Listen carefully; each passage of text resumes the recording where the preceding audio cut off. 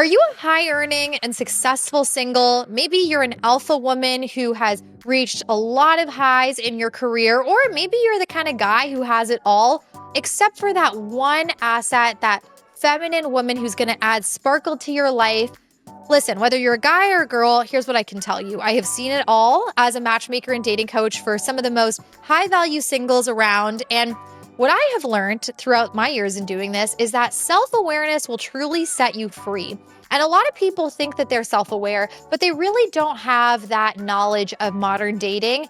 And where I think that this episode might be able to really help you is understanding perhaps how the other person that you're trying to attract really is approaching dating. And maybe you have no idea how men think or no idea how women think, and you've been doing it wrong this whole time. So hopefully this episode will help shake you up and maybe give you a bit of that dose of reality that will ultimately set you on a better path so that you can accelerate your dating life and ultimately meet your person and get out of the dating game altogether. If that sounds good to you, then please stick around with me because we're going to be diving into all of that today. I'm Nellie Sudri, the #1 dating coach and matchmaker for high-value singles. I use data-driven solutions to help modern, successful singles find love in today's dumpster fire dating economy. So if you're ready to meet your person and get out of the dating game for good, you're in the right place. Welcome to the High Value Dating Podcast.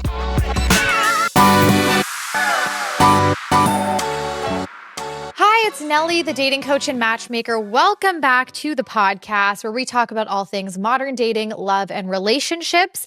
So the question that just came in from a female listener was surrounding the idea that she has achieved a certain level of success and a lot of kind of great things in her professional life, but she hasn't been able to translate that success into her dating life, specifically when it comes to essentially attracting a man who is above her, for all intents and purposes, which, is not uncommon, by the way. I've worked with a lot of women and a lot of men, but specifically when it comes to women, one of the things I notice is as we as women achieve more success in our careers, sometimes translating that into our love lives becomes even more challenging. And I would argue that successful women have the hardest time dating of all women, which we're going to discuss on today's podcast. So the first word that comes to mind when I encounter clients, or even I have friends and people in my personal life who I think really resonate with that message, is the word hypergamy, which essentially means that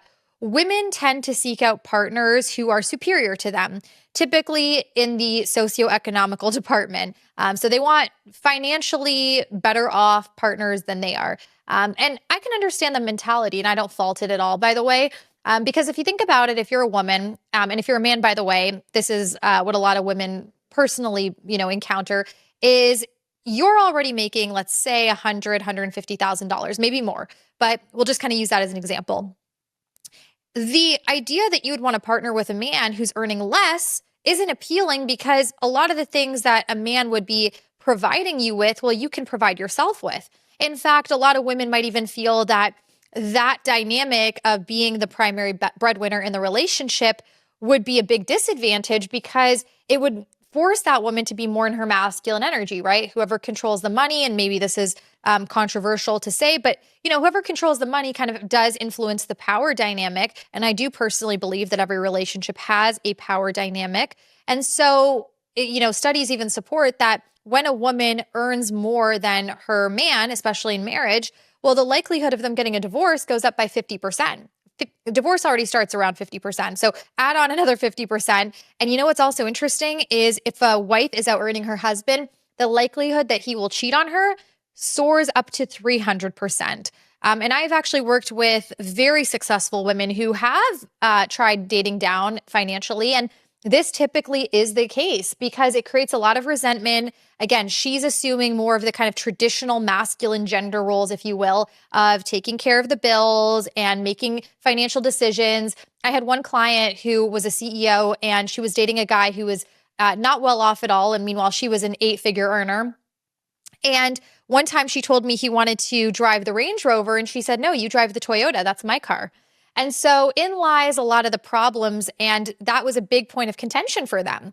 I also see this with a lot of my other clients who are, at that point in their life where they're ready to settle down. I have one client in particular who I just popped into my mind, and she is an executive at JP Morgan, about to become VP there.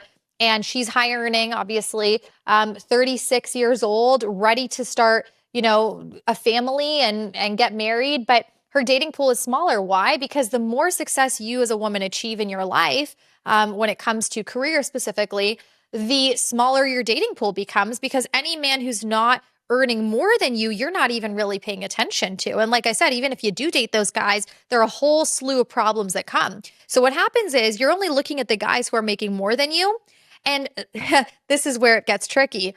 Men date differently than women do. And a lot of women don't actually know this. I was shocked because when I started out my career in matchmaking and dating coaching, I kind of thought this was common knowledge that, like, yeah, men are more motivated by appearances than women are. Studies show that. And men prefer women who are in their feminine energy typically.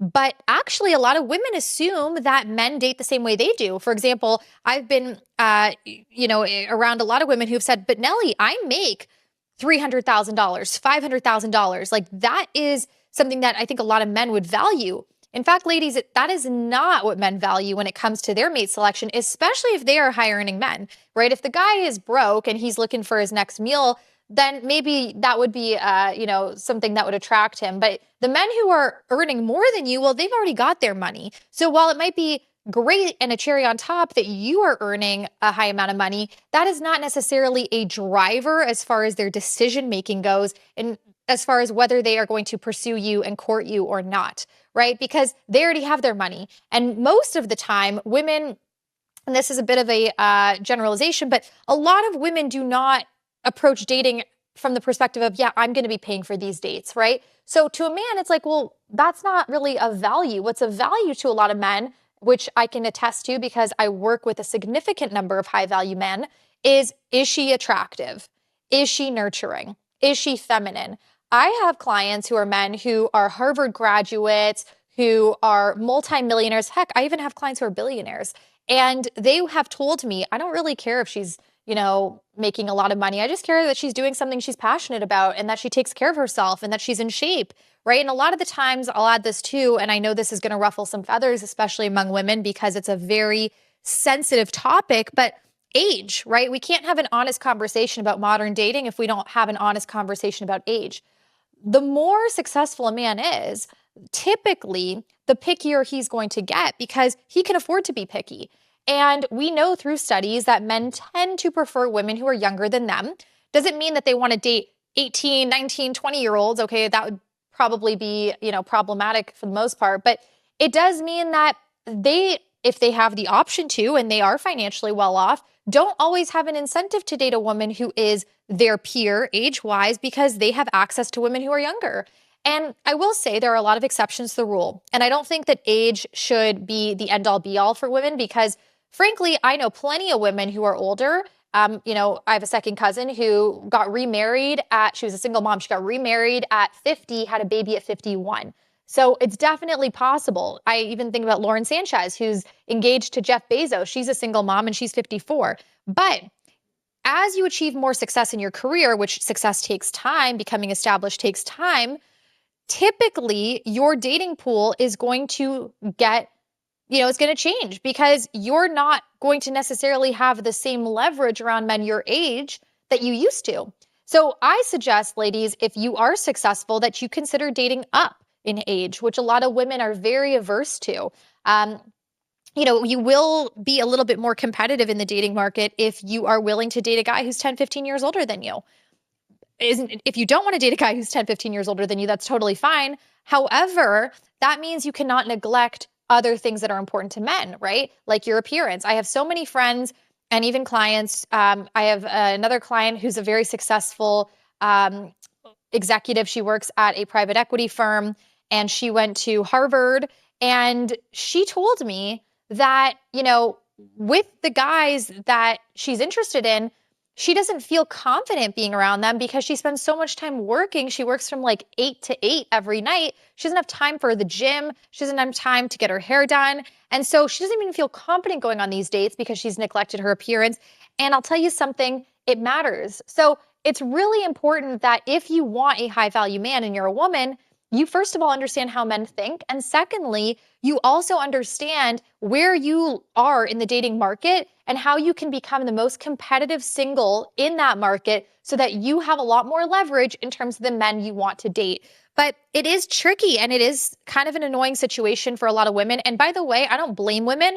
I put a lot of the blame on society and culture because, where we are right now is women are expected to wear a million hats, right? It reminds me of the Barbie movie, which I actually didn't watch, but I do remember seeing this one clip on TikTok, and it was like, we're expected to be, awesome business women, educated, we're expected to be all these things, and we have to look good, and we have to have the perfect marriage and, the family and all that, right? Yeah, there's a lot of pressure put on women by society. And, especially if you come from a divorced household or you were raised by a single parent, I've noticed this because I come from a divorced household. Maybe a lot of the narrative growing up for you was be hyper independent, never depend on a man, make your own money. I even, remember my stepmom who was married, and she was not the primary breadwinner in the family telling me this, like never depend on a man, have your own money, have money set aside for a rainy day. This was drilled into me from a young age, and I know I'm not alone. I know a lot of other women also identify with this, but it's really tricky for women right now because, again, you're expected to be successful, you're expected to be smart, you're expected to be these things, then you become these things, and what you come to realize is actually dating becomes harder. But I do think that there are ways to navigate modern dating. And one of my favorite quotes is it's actually an Oprah quote. It's you can have it all, but not all at once. So while you might be trying to rise to the ranks of your career, perhaps that's not the best time for you to date. But once you've checked that box, maybe it is. Or maybe it's like, hey, actually, I don't want to put my family plans and my, plans of getting marriage on the back burner. So I'm going to prioritize that right now. And I'm going to deprioritize maybe getting a promotion. It doesn't mean that you're not going to strive to excel in your career, but different seasons for different things, right? And maybe none of that resonates. Maybe you're like, no, I want it all right now. Okay, well, if you want it all right now, you're going to have to work a little harder, meaning you might have to wake up at 5 a.m. and hit the gym, right? Not ideal, but the women who are not, working as hard as you are, they are probably prioritizing their fitness. They are probably prioritizing their appearance. So if you want it all, then you're going to have to fit it into the pie of life. But, just to kind of emphasize this, it's not easy for women to date right now for the reasons discussed. Also, something to mention, ladies, is there was a study that came out of, I believe it was the Chicago Booth School of Business. And what was interesting, it was like a blind speed dating event study, and they had women, dating men in this event. And a lot of the women downplayed their ambition to appear more desirable to men. Why is this a problem? Because eventually the mask is going to fall off, right? Eventually you're not going to be able to uphold that image if that's not truly who you are. Like if you're a go-getter and you're an ambitious woman, I don't think you should mask that. I don't think you should hide that. I think you should be authentically who you are. Obviously, lean into your feminine energy. I believe we all have a combination of feminine and masculine energy within us. There's the yin and the yang, and the pendulum swings in different directions depending on where you are in your life. Maybe you're more in your masculine energy at work. Maybe you've kind of neglected your feminine energy and you don't know how to lean into it, which I've worked with a lot of women on, by the way. But, if you are pretending to be anything less than what you are and you're making yourself smaller to appear to be more desirable to a man, eventually that facade, I believe, will wear off. And so actually, one of the main takeaways from that study was that it is better for women to seek out partners who are more ambitious than they are and more successful than they are, because then it's not going to feel forced. It's not going to feel fake. However, like I said, when you seek out partners who are kind of above you, air quotations, actually I have a client who's super successful. She is a female entrepreneur, and she straight up told me, Nelly, I said, what do you want in a guy? She goes, Nelly, I want a man who's better than me. And that's not to put women down at all. It's just her being honest. And I believe, most of the women listening probably are nodding their heads right now saying, yeah, me too, if you're single. So point being, if you want a man who's better than you, you are also going to have to compete with women on different indices who you're probably not familiar with, as far as their playbook goes. Because the women that you're competing with, maybe they're 10, 15 years younger than you. Maybe they haven't neglected their appearance because they haven't been working so many hours. Or maybe if you're gorgeous, I have one client, she's a CMO and she's stunning, but she has devoted her life to her career. And because of it, she is so hardwired to be in her masculine energy, right? So if you want the guy who's quote unquote above you, you also have to make him feel masculine. And the way to do that is to counteract it by being in your feminine energy, right? Being in your receiving mode, not leading with your resume, not feeling like you're constantly in a pissing competition with a guy, but rather, being in a place where you are comfortable being courted, because you recognize that when you're comfortable being courted, you're actually more you're more taken care of, right? I always say to women, why would you want to wear an extra hat? You already do enough for yourself in your life. Why do you want to make a reservation? Why do you want to plan out a date? Why do you want to pick up the bill? It's just more work for you, and actually it works against you when it comes to attracting high value men. So that's my advice kind of in a nutshell. Bit of a tangent there, but just kind of recapping the advice for women, first of all, being in your feminine energy goes a long way. Secondly, not to sound superficial, but don't neglect your appearance, especially if you are older in life and more mature. It's even more important that you really, make sure you're bringing your A game. And one of the ways, by the way, to just kind of diving into that little point right there, sub point is focusing on your appearance isn't just getting eyelash extensions and hair extensions. Yeah, those things are definitely important. But one of the biggest things I hear from men is like, are you in shape? Are you fit? Are you taking care of your body? Are you healthy? Right? Those things go a heck of a long way. So just a little asterisk on that, taking care of your appearance doesn't always just mean having a French manicure. And then as far as other ways is just understanding how men think, understanding that male dating psychology is really different than female dating psychology. And rather than making yourself smaller to attract a mate, you are better off focusing on men who you are truly impressed by. And, I will also add that that might require a little more patience on your end, right? I hear it all the time. Nelly, I'm sick of waiting. Should I just pick someone? It's your life. You can do what you want. But I personally would not encourage you to just get into a relationship for the sake of being in a relationship, because most likely that's going to lead to divorce. So I think you're better off waiting a little bit longer. If you can afford to, keep yourself preoccupied, focus on your passions, focus on being the best version of you, you're going to have a lot quicker and better of a time attracting the kind of partner you want, rather than just succumbing to the societal pressure, getting in a relationship with the wrong person, and then having to essentially spend more time recovering from that relationship and then dating again. Just my 2 cents. So that's a little bit of, I think why women are up against a lot right now in dating, but also what you can do about it. And then, there are so many more tips we can share in future episodes, but essentially, I think those are a good place to start. I will also add that when it comes to dating, men also are up against a whole other set of challenges if they are successful. So I want to dive into that after the break.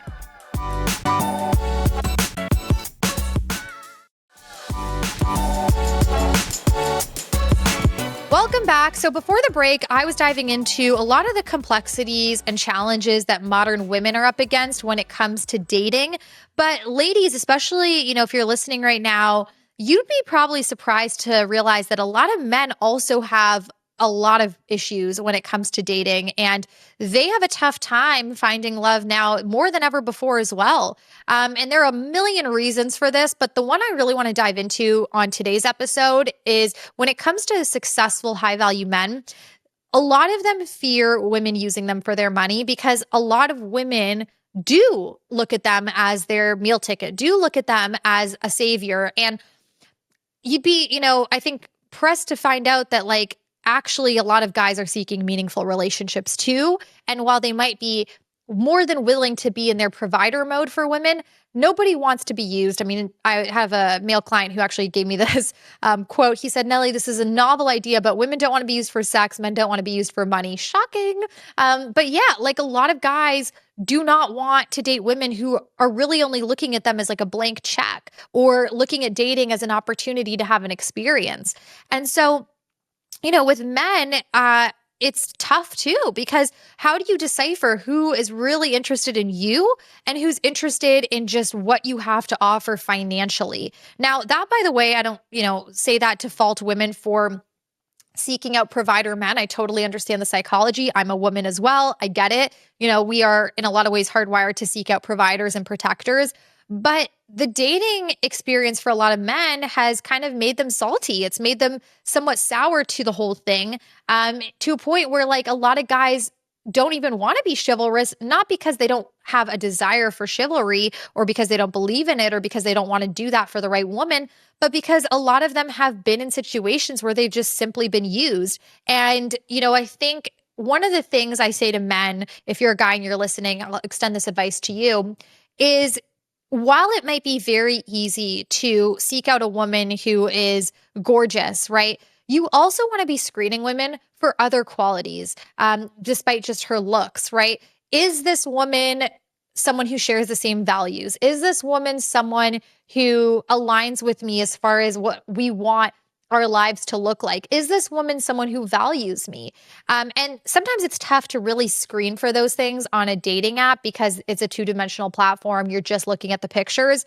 But what I would encourage more men to do is, if there's a woman who does check a lot of those boxes on paper, maybe it's worth giving her a chance and doing, some kind of meetup that's a little bit more casual, because you never know. And I'll say this too, a lot of women and a lot of men do not represent themselves accurately on dating apps. And so I know so many people who look incredible in person, but if you saw their dating app profile, you'd be like, wait a second, you're the same person, which I'll be covering in a future episode. But point being, I think it's in men's best interest to be somewhat open-minded when it comes to women. I know a lot of men are extremely picky, especially as they become more successful. And look, I get it, but also asking yourself, what is realistic for me? And are my standards too astronomically high in the appearance department and maybe not high enough in the other areas that are actually what I believe constitutes of a really solid life partner? What I'll also say when it comes to men that I see a lot is men who are, claiming that they want something meaningful, they want something serious, but they don't actually take it upon themselves to make an effort in person. I say this advice to women as well, but I think, guys, it's really important that if you are out in public and you see a beautiful woman, approach her. Not enough men approach women anymore. And it's kind of a shame. And it's a little bit of like a lost art. Drop the handkerchief. Don't feel like you can't go up to a woman and make small talk. And yeah, you do run the risk of rejection. I think men are a lot more comfortable with rejection than women are. But again, if you see a woman who looks feminine, who is attractive to you, it's okay to make the first move. And I'll be honest, in coaching a lot of men and matchmaking a lot of men, one of the things that I have heard time and time again is, oh, I'm afraid to make the first move because I don't want to be Me Too'd, or I don't want to be labeled a harasser.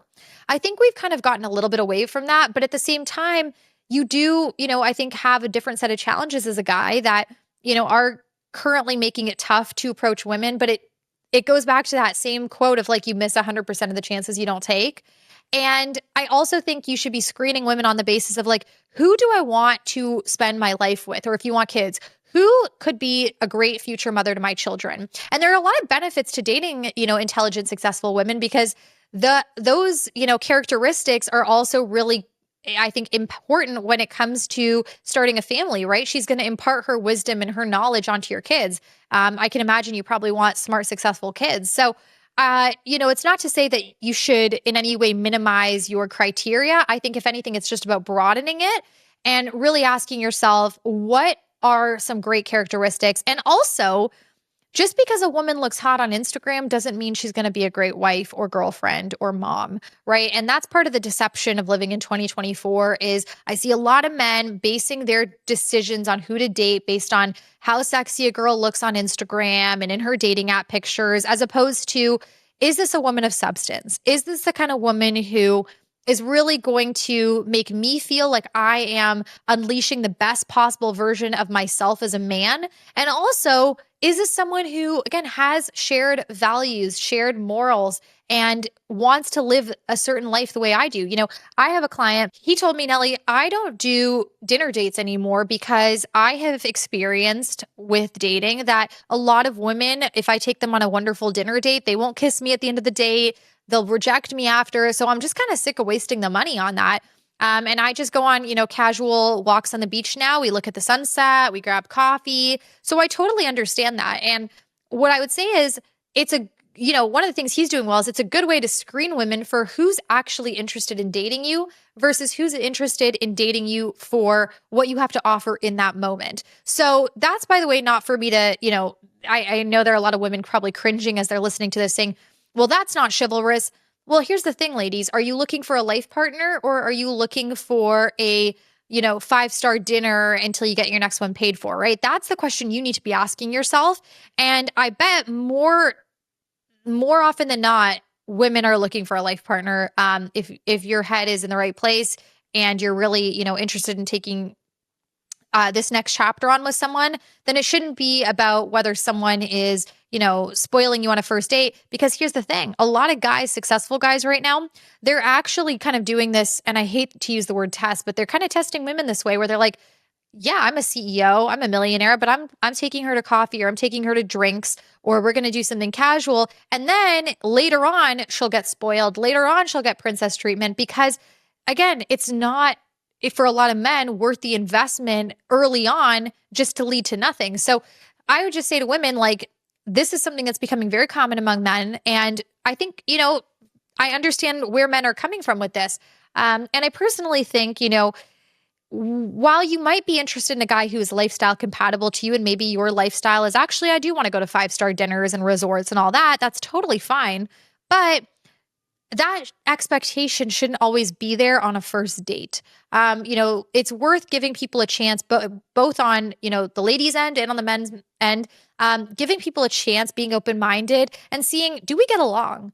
Is the conversation there? Can I have a conversation with them? Do we align on the big things, whether that's religion or politics or whatever is important to you, those deal breakers and non-negotiables?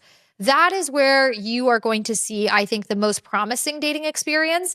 And I would also say, regarding kind of what I discussed in the first part before the break, hypergamy, one of the things that I see women do, like I have this one client and she's 38, she's a 6-figure earner. She's still going on dates with restaurant managers. I said, well, if you want a guy who's earning 6 figures, why are you entertaining men who are earning 5 figures? She said, I don't know. I said, I think it's because you desire control. It makes you feel like you have the upper hand. It makes you feel more confident, right? A lot of the times, guys, we have to resolve those insecurities within ourselves. We have to do the inner work. We have to go on the healing journey in order to really prepare us for the person we're meant to be with. And that's what I want to dive into in this last portion of the podcast. So stay tuned after the break. We're going to talk a little bit more about that.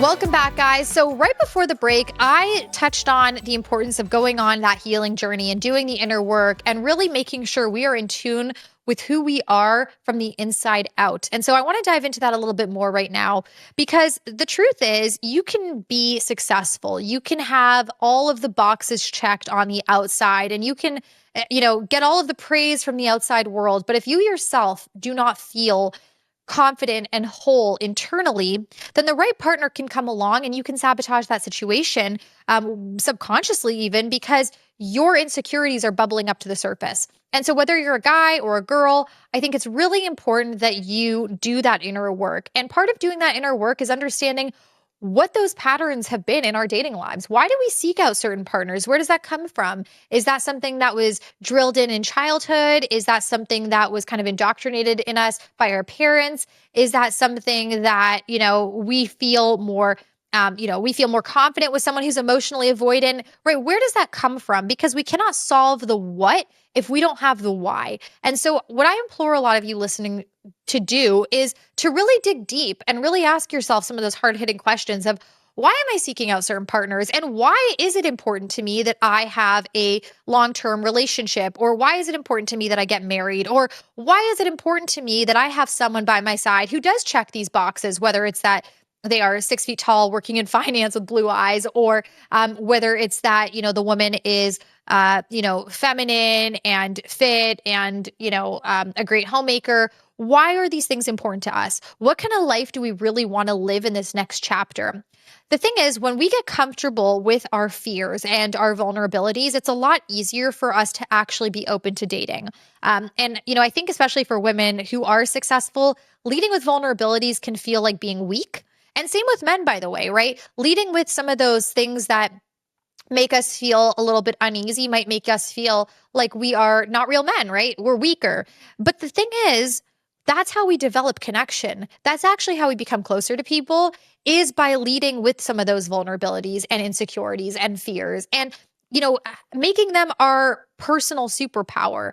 For example, let's say, I could actually say this. I was on a date many, many months ago, and I remember saying to the guy, actually, because I come from a family where I wasn't, it wasn't super fuzzy and lovey and like kissy and huggy and I love you every 5 seconds.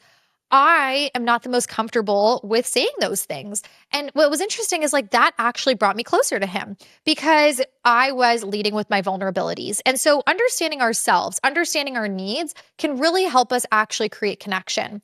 I also add that like learning how to create a life that you love on your own, as opposed to waiting for someone to complete your life with you, is, I think, one of the most magnetic and attractive qualities in a person. And it will actually draw in your life partner even more.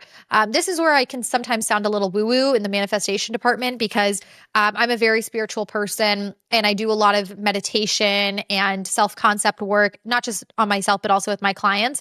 However, it's really important and it's really impactful because, again, if we don't have a life that we truly love and we're not invested in things that we are passionate about, and we're not always working on self-improvement, and we're just waiting for someone to come in and make our life great, well, that's also going to put us in a desperate state and a state of lack. As when I say state of lack, it's that mindset of like, why haven't I met my person yet? When am I going to fall in love? Am I ever going to fall in love? Am I going to die alone? Right? Those thoughts actually become our reality. And so if we choose, and it really is a choice, to replace those thoughts with positive thoughts, and funny thing is actually, for most people, 80% of the thoughts that go through their mind every day are negative. So the amount of negative self-talk that people experience is extremely high. And so if you can become a master of your thoughts and really learn how to reframe those negative ones into positive ones, you will start to create a life that is a lot more attractive just energetically. And that energy is going to bring in your partner even quicker. So I really encourage you guys to think about why you want the things you want, why it's important to you to find a life partner. I'll kind of add in one more story here. I had a client who had once told me, Nellie, I want to have a life partner so I can go on great vacations with. I want to hike Kilimanjaro. I want to, climb base camp Everest. I want to do all these amazing adventures. I just need that person to do them with. And I said to her, you can just do this by yourself. You do know that, right? Like, or you could join a group, a travel group, or go with a friend, and you could do that with them too. In fact, doing those things that you say you want to do with a partner might actually put you on a path to meet your partner, right? Because when you are doing something you love, doing something that you enjoy, whether it's a hobby, an activity, a passion, you're probably going to be exposed to other people who are compatible with you in that way, right? Maybe you're going to meet someone in Patagonia or on Kilimanjaro who are also, single and looking for, a life partner to do those things with. And so what I would say to anyone listening is like, stop waiting and start creating. Create a life that you love, and also understand who the type of person you are trying to partner up with is. Visualize being in that relationship. Ask yourself, what kind of partner would they want, right? If you want someone who wakes up at 6 a.m., cold plunges, infrared saunas, is working out at the gym, is hiking, is outdoorsy, right? And you're not doing those things, well, guess what? That's probably why you haven't met them. I have another client who's like, I, really want to have a life long-term on the beach. And she lives in like Wisconsin. And I was like, well, maybe that's why you haven't met the man of your dreams yet, because he's on the beach and you're not. So sometimes we have to do, certain things on our own and take certain risks. And I always say life begins on the other side of fear. We have to take those risks on our own and recognize that we are going through a season of singleness in order to prepare us for that life partner. What you're going through now is a prerequisite. And until you kind of pass this prerequisite, you're not going to be able to make it into the next chapter. But anyways, I feel like we covered a lot. There's a lot more that I can discuss on this topic. Where I would love to end off though, guys, is if you enjoyed this episode, please make sure to give it a rating. Make sure to follow us on either Spotify or Apple. And if you're listening and watching on YouTube, then please subscribe. And I will talk to you in the next episode. Bye.